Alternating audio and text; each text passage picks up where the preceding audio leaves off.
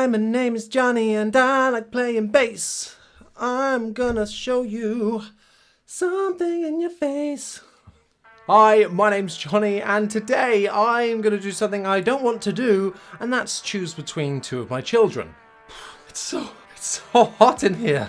2022 might just be one of the best years for an affordable P-Bass yet, with the release of the Sire P5 and D5 and also the Squier 40th anniversary series in the gold edition and the vintage edition. If you've watched my channel before, you would know that I have reviewed the Sire D5 and P5 and also recently the Squier vintage blonde P-Bass from the 40th anniversary series. I haven't yet reviewed the gold one. Maybe we'll get around to that, but maybe not. If you haven't been here before, now is the time to hit that subscribe button. And you know, whilst you're down there, it would be very rude not to press that like button extremely hard. I promise that I'm not always this red, hot and sweaty. There's currently a heatwave going on.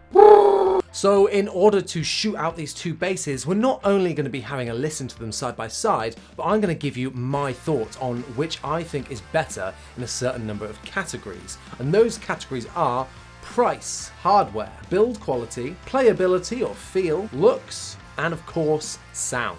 So let's start with the price, and that's what makes these basses very comparable. For Sire, this is one of their kind of more affordable models, but not the cheapest. And for Squier, this is actually one of their most expensive. The Sire at the minute is kind of all over the place in terms of price, but it averages at around £400. Whereas the Squier at the moment is around £430. Now that sounds like an instant win for the Sire, but there are some things to take into consideration. For instance, the Sire came out months ago, and the Sire and Squier, this is hard, whereas the Squier is a lot newer. You've also got to remember about how these basses might appreciate or depreciate over time, because these Squiers are limited edition. So maybe in like 10 years down the line, the Squier is probably going to be worth a bit more, but then you are paying for the brand name at the same time as well. Which is weird to say because it's not a Fender. I'm going to judge this on what it is right now, and taking into account overall value for money and what you're getting, I'm going to give this one to the Sire. Okay, so hardware. The interesting thing about the Squier is that it has pre-vintaged hardware already. Now that's going to be hit or miss. For me, I don't mind, I really like it. I think it's a cool idea. In terms of the tuners, the quality, I have to say, goes to the Sire. They're a lot more firm feeling and they're just more consistent as well. Moving up to the bridge, the saddles on the Sire also have different grooves, meaning you can place the string where you like across the saddle, which is just a bonus feature and something that I didn't know I really wanted until I found myself playing with it when setting up the bass. So overall, in terms of hardware, it's got to go to the Sire.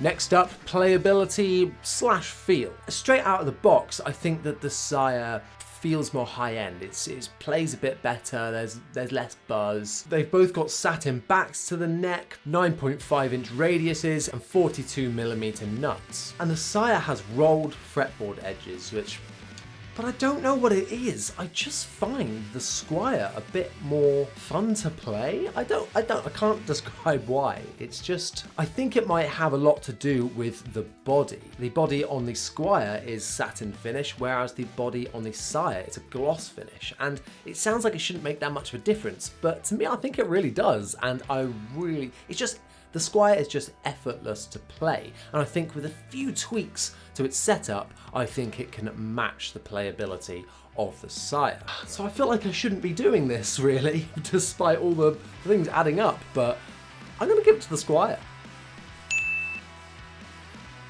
Overall build quality. I've got to say, I think overall the build quality has to go to the Sire. Looks. Okay, so we all know that looks are subjective. And so you kind of got to take this one with a bit of a pinch of salt. But to me, it's the Squier, hands down. I have modded my Sire to have a black pick guard, and then those cream pickup covers as well. I'll leave links in the description where you can check those products out. But even then, I think the Squier, like I'm a sucker for that vintage blonde with the gold anodized pick guard. It's just such a classic look and I love it.